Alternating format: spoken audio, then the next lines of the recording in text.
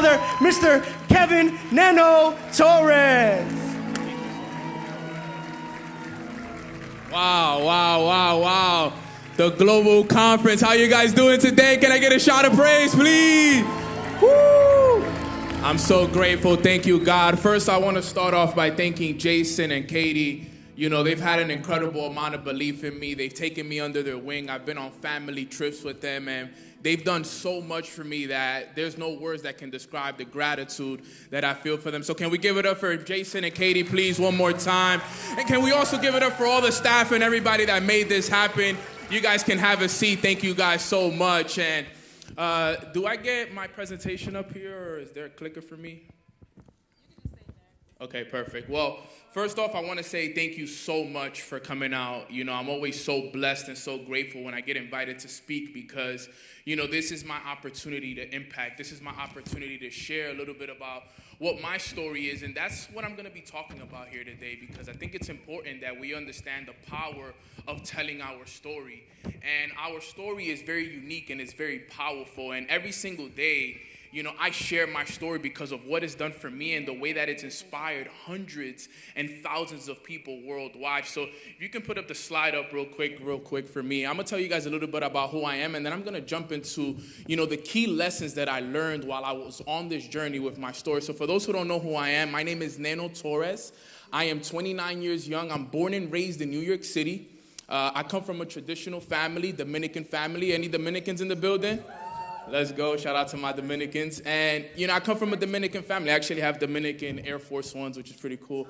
But, you know, I come from a traditional family. My mom always told me, Neno, you got to go to school. You got to get good grades. You got to go to college. You got to work a job. And, you know, for me, my parents did so much for me growing up. I watched my parents make so many sacrifices each and every single day. For me, my dream was always, you know what? I want to one day become a professional baseball player.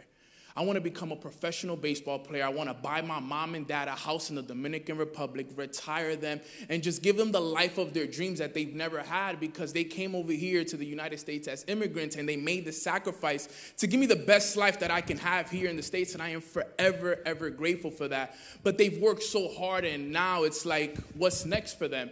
And my life always growing up while I was in college and while I was playing baseball, that was always the goal. And you know, I'll tell you guys a little bit about the story so you guys can understand it on a deeper level. I was pretty good at the game of baseball. For those that know baseball, I was a pitcher. I threw anywhere from 92 to 94 miles an hour. I played for a Division I college in New York called St. John's University. And I was on the draft board to become a professional baseball player my senior year in college.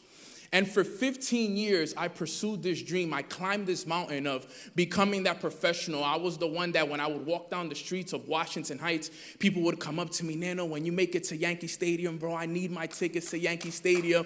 I was that guy, and huge Yankees fans. Thanks.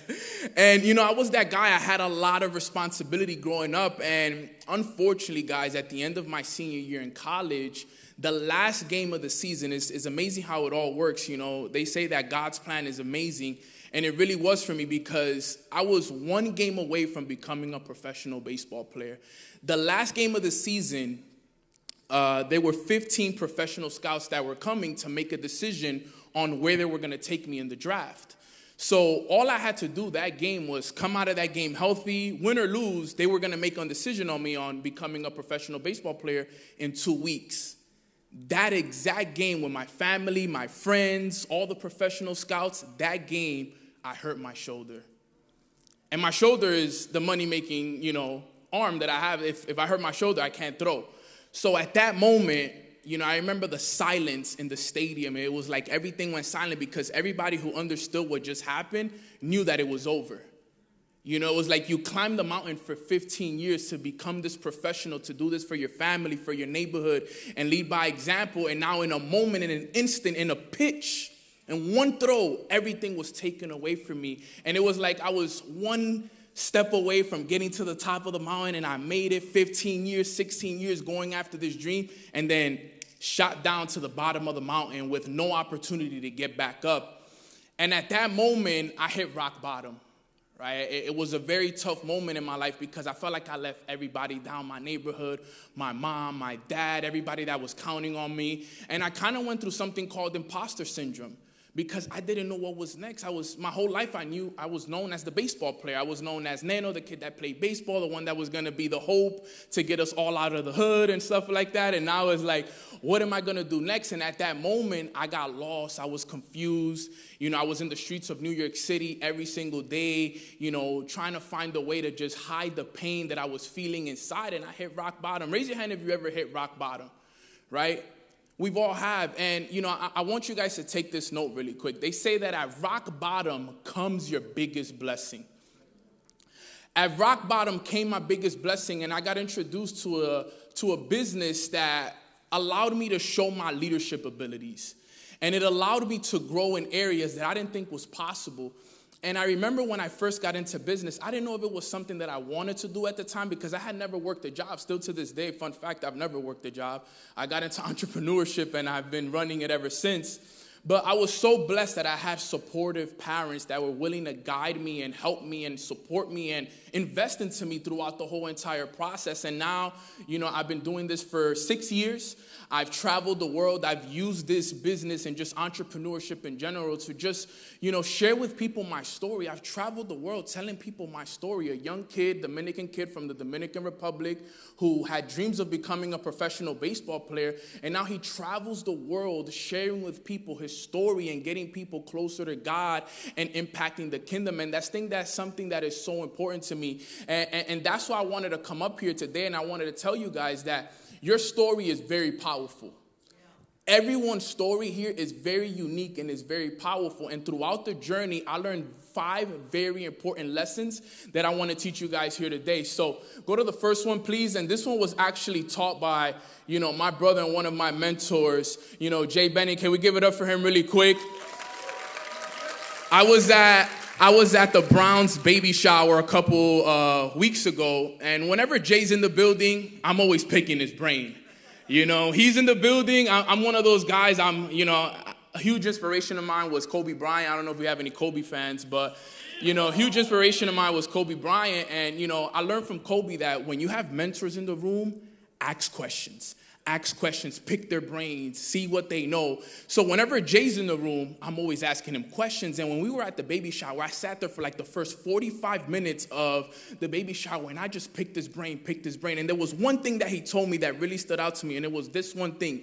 He said, Neno, love and patience is the same thing. And I'm like, Jay, explain that to me a little bit more. He said, you got to have patience in the journey in order to fall in love with it. But you also gotta love the process. You gotta love the process to have patience for everything to unfold. Now, I looked up the definition of patience, and I ended up finding out that patience is the capacity to accept or tolerate delay, trouble, or suffering without getting angry or upset. And what I realized is that throughout the journey, I had to have a lot of patience, because things didn't come right away when I asked for them. There was a lot of work that I had to put into myself. I remember waking up every single day at 6 a.m., Monday through Sunday, working on myself from 6 a.m. to 9 a.m., reading the books, reading the Bible, listening to audios, writing my goals down, writing down how I felt, just to overcome and renew my mind. Because the mindset that I had at the time wasn't going to allow me to be successful in business, because I had an old mindset that was, that it was stemmed from the hood and from the people that I surrounded myself with and the people that at the time weren't such big influences. So for those couple of years, I had to develop myself. And yes, I had dreams of doing all of these amazing things, but it takes time to do that. So I had to have a lot of patience, and that's what it says. You got to tolerate the delay, the trouble, and the suffering without getting angry or upset. So when Jay told me that, he says, you got to have patience in the journey in order to fall in love with it. Okay? And it was true, because now that I think about it, because of the patience that I had during the journey, I ended up falling in love with it. Now that I was in love with the journey, I had to have patience for everything to unfold. And that's the key. For any entrepreneurs that are here, business owners, real estate, whatever it is that you guys are in here, right? I want you guys to understand patience is key. Very, very key. Delayed gratification is actually real. It's something that you have to take time to develop, right? And when we think of the word time, T-I-M-E, it stands for things I must experience, okay? You got to experience things. You got to go through the journey. You got to understand that these things are going to happen over and over and over again throughout the journey. But as long as you understand that there's patience, then you'll fall in love with the journey. And then once you're in love, it's easy to have patience. It's easy to be like, you know what? I love this process. I love this journey. I love the challenges. I love what I'm going through. I love all of these things. And now the patience is easy. For me, it's easy now because I'm so in love with the journey that I'm on. And when Jay told me that, it hit me like a brick. I was like, wow, that was so powerful, Jay, because it was so true. When I thought about it, I'm like, man, I'm 6 years into the journey, but I remember the patience that I had at the beginning when it all started for me. And then I ended up falling in love. I was like, wow, this journey is actually amazing. Even the struggles are amazing because I learned that you can't grow without a challenge. So I started to love the challenges as well because I knew that every time God was challenging me, I knew that there was always something on the other side that was greater. And I was like, thank you, God, for challenging me. Thank you for showing me. Thank you for exposing my weaknesses. Thank you for exposing the areas in my life that I'm weak at so I can strengthen those now. I wasn't frustrated. I wasn't mad. I wasn't angry. I was actually thankful. So when you get tested, when you get challenged, you got to be grateful and fall in love with that journey because all God is doing is developing you, is creating a better version of you. And that's what I love about that. So let's go to number 2. That's number 1, right? Number 2 was something that was amazing, and it kind of goes hand in hand with what I said at the beginning. Number 2 is the journey is what brings happiness, not the destination. Okay, this one was something that I learned from a movie. Okay, the name of the movie is called A Peaceful Warrior. If you've never watched it, I highly recommend it. In the movie, it's a story about a gymnast who ends up having a leg injury, right? As a gymnast, you know that your legs are everything. And in the story, the guy has an injury, and he starts to go through a process of, you know, he feels like he's missing out, his career's coming to an end, and he's complaining, he's mad, he's frustrated in the movie. And his mentor, his coach, tells him, meet me at this hike at 5 a.m. tomorrow. And he says, okay, I'll meet you there tomorrow at 5 a.m. So the gymnast shows up, and his coach is already there waiting for him. He says, okay, we're going to go on this hike, and at the end of this hike, at the top, I got a surprise for you. So gymnast is so excited. He's like, okay, let's do it. So they start their hike, and it's about a 2 to 3 hour hike from what I remember. And on his way up the hike, he's excited. They're telling stories. He's happy. He's excited. They're telling each other funny jokes. And the whole time up the journey, up the hike, they're having a great time.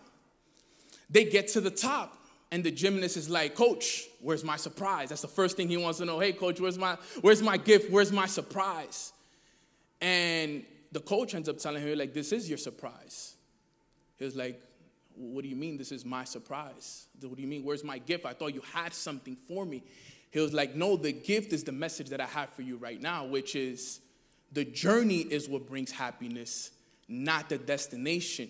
You see, when we were on our way up the hike, you were happy. You were excited. You were telling me jokes. You were telling me all of these amazing things. And now that you're here, you're not even happy. Now that you're here, you're complaining that you want more. And that's how we are. We get what we asked for, and then we want more. We're not even really happy with what we asked for. And then I started to realize that because throughout my journey, it was the same for me. I would ask for a certain amount of money, I would get it, and I wanted more. I would ask for certain things, and I would get it, and I was like, this is what I worked so hard for. But what I always remember was the struggles, the process. Those were the things that I really appreciated in the journey.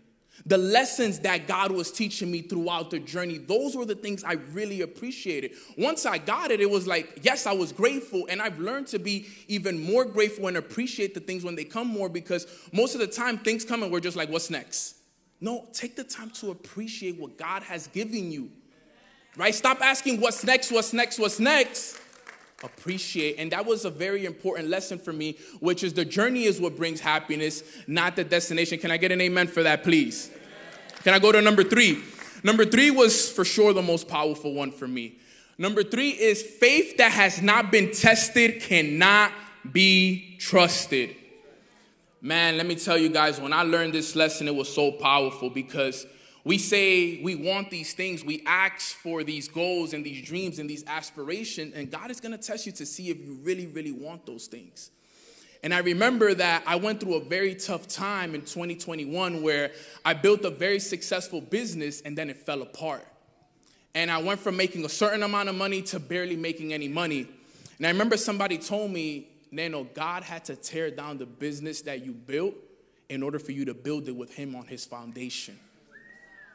I built this incredible business, but the foundation wasn't built with God at the forefront, right? And he had to tear it down. And I remember this one quote, and if you guys are taking notes, I would highly recommend you guys to take notes on this. He said, you don't know God is all you need until God is all you have. I'm going to repeat that again.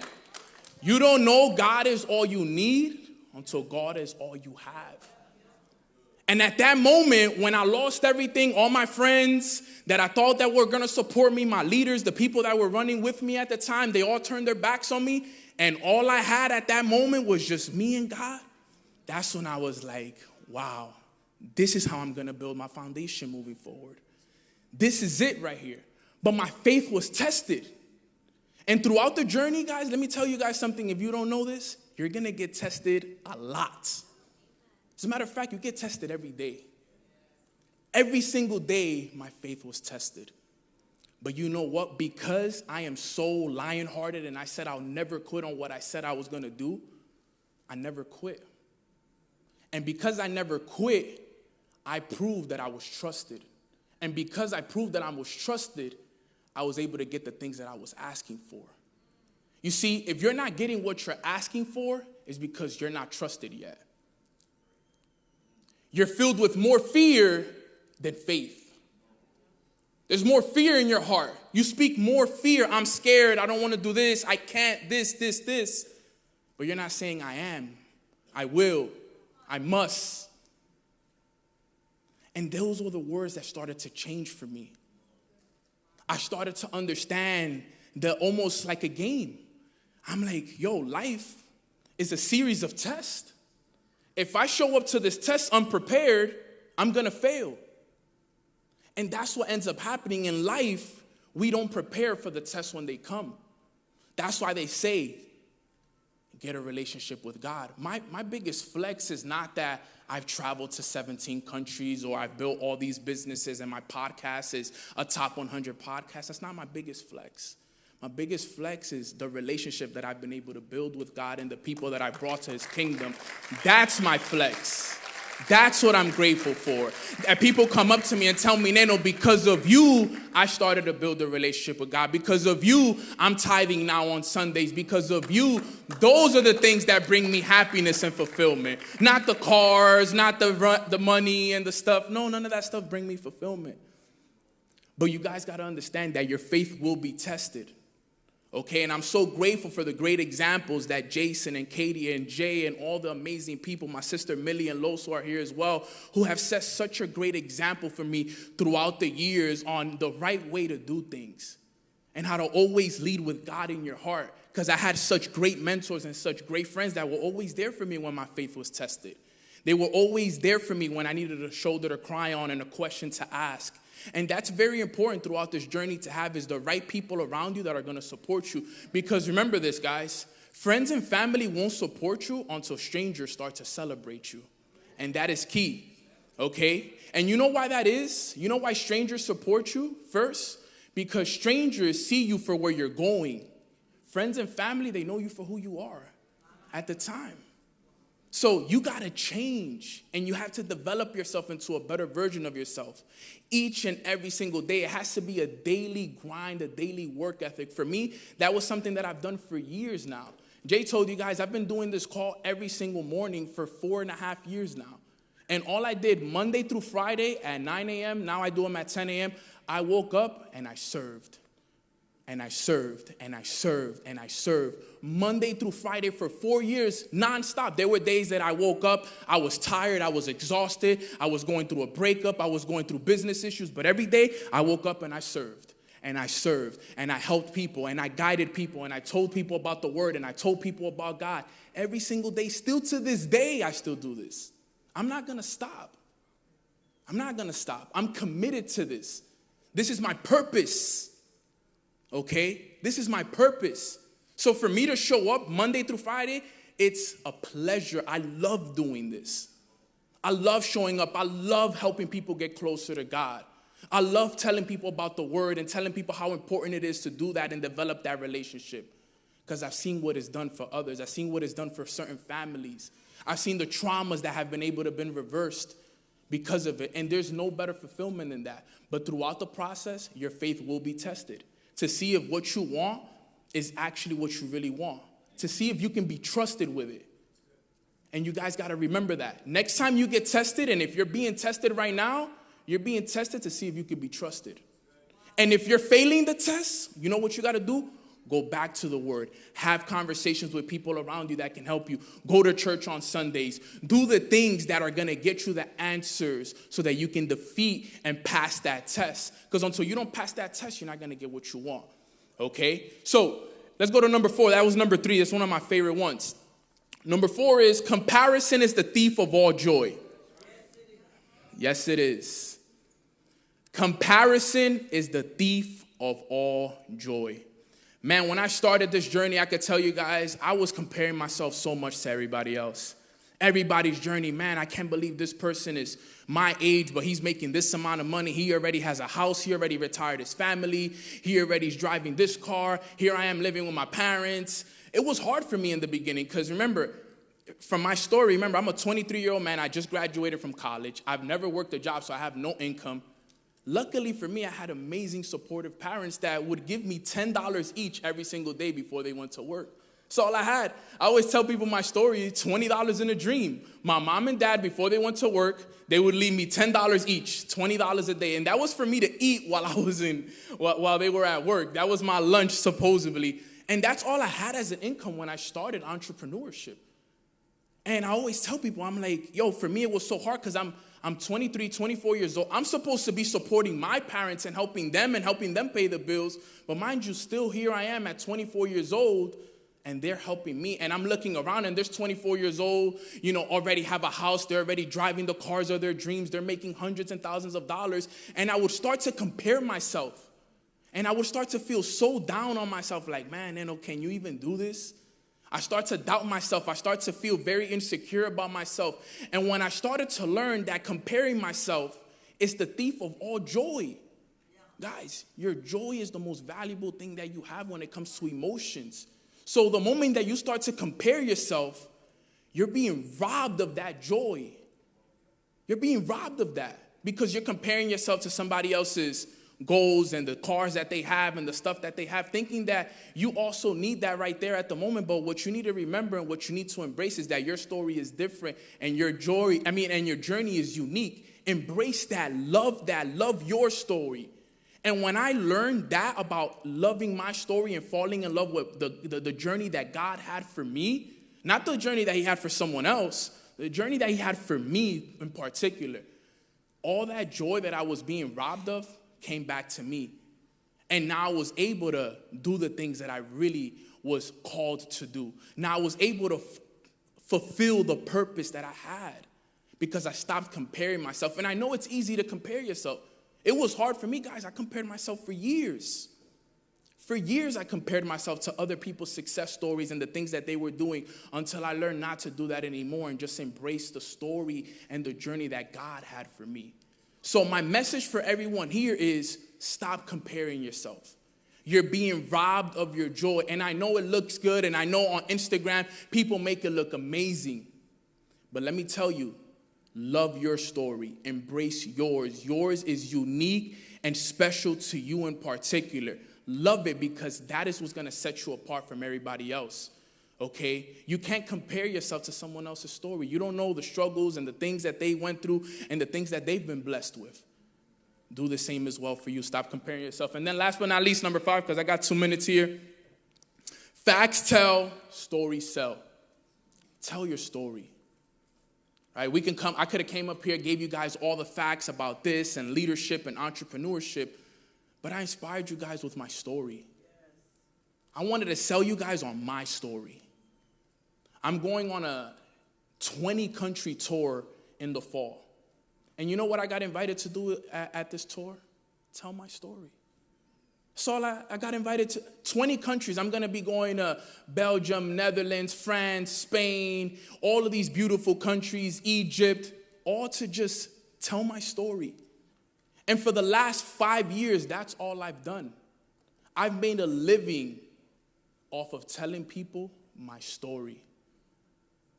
I could only imagine what every single one of you in this room can do if you start sharing your story as well.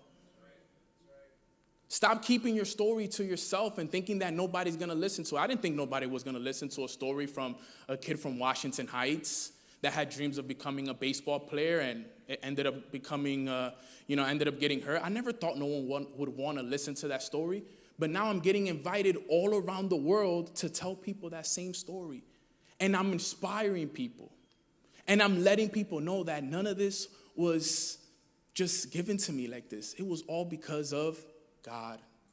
All of it. I give him all the glory for it. None of this was me. It was him. He helped me through this process. As a matter of fact, he's with me right now on this stage. Speaking through me. Speaking through me. Because my goal on this stage was not to come up here and try to impress you guys. It was to leave you guys with an impression of increase. So that you guys can also believe that you should share your story as well. Because when you share your story, understand your story is your glory. But if you don't embrace it and you don't fall in love with it and you don't share it, no one will ever know. That's why they say that the richest place in the world is the graveyard. Because people's dreams, hopes, and everything goes with them when they die. Guys, start telling your story. After this, if there's anything that you got from what I shared with you guys here today so I can wrap up, start telling people your story. Go on Instagram, share with people. Because the most powerful thing that we have is a story that God gave us. All right, so with that being said, again, thank you guys so much for coming out. I appreciate you guys. I love you guys. There's my Instagram right there at Long Live Neno if you guys want to give me a follow. Katie, Jason, thank you so much again for having me. God bless you guys, and I'll be around if you guys have any questions or anything I can do for you guys. Thank you.